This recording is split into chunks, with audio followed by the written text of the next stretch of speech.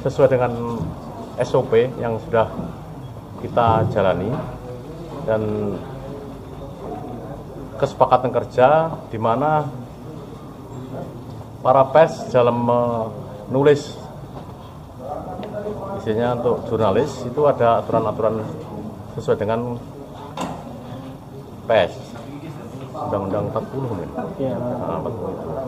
Jadi untuk penegakan hukum tetap ada, cuman diutamakan untuk mediasi atau diselesaikan secara kekeluargaan apabila ada misalnya yang melanggar aturan-aturan hukum.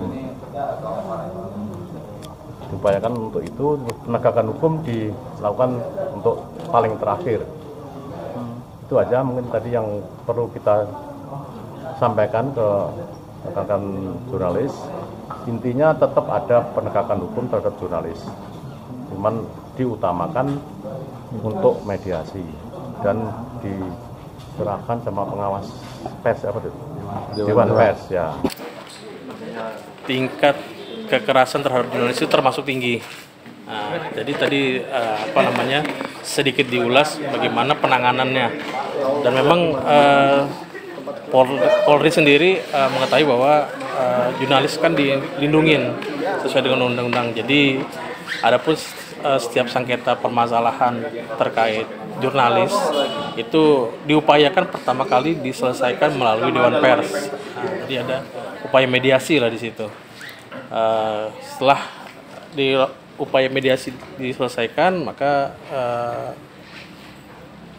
bahasanya itu mediasi selesai dan tidak ada karena di situ ada hak jawab jadi di-clearkan lah seperti itu.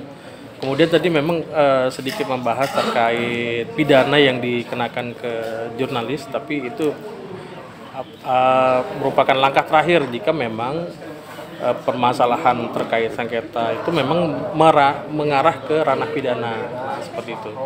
Karena melihat dari kondisi, maksudnya bagaimana media disebut sebagai media pers dan media disebut sebagai media sosial. Nah, itu yang harus dibedakan bahwa masyarakat maupun pemerintah sendiri dan juga Polri juga diberi pemahaman bahwa persyaratan sebagai media pers itu seperti apa, bahwa media pers itu media yang mempunyai badan hukum, kemudian jelas strukturnya, pimpinan redaksinya seperti apa, dan beda dengan media sosial. Nah, media sosial seperti Twitter, Instagram, Facebook dan sebagainya. Nah, jadi bagaimana mengedukasi masyarakat dan juga kepolisian sendiri juga bahwa bisa membedakan gitu.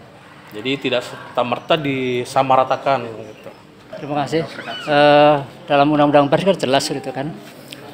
Undang-Undang 40 tahun 1999 itu disebutkan bahwa dan tadi sudah disebutkan juga dari Dewan Pers Pak Toto itu sudah menjelaskan bahwa produk jurnalistik sudah jelas. Nah, sekarang dalam Undang-Undang Pers itu disebutkan bahwa untuk membuat sebuah produk jurnalistik itu harus berbadan hukum.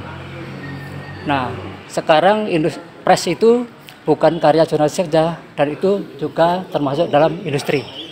Nah, itu harus ada keseimbangan antara industri sama jurnalistik. Nah, di situ harus antara redaksi sama perusahaan harus dipisahkan.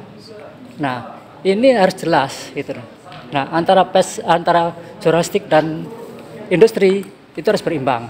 Nah, tidak bisa serta-merta jurnalistik harus selalu melalui egonya, melalui independennya, melalui dengan idealisnya, itu tidak serta-merta wartawan harus selalu menulis seperti itu. Nah, pihak perusahaan juga punya kepentingan bahwa perusahaan ini harus jalan seperti itu. Tadi dijelaskan oleh Dewan Pers seperti itu.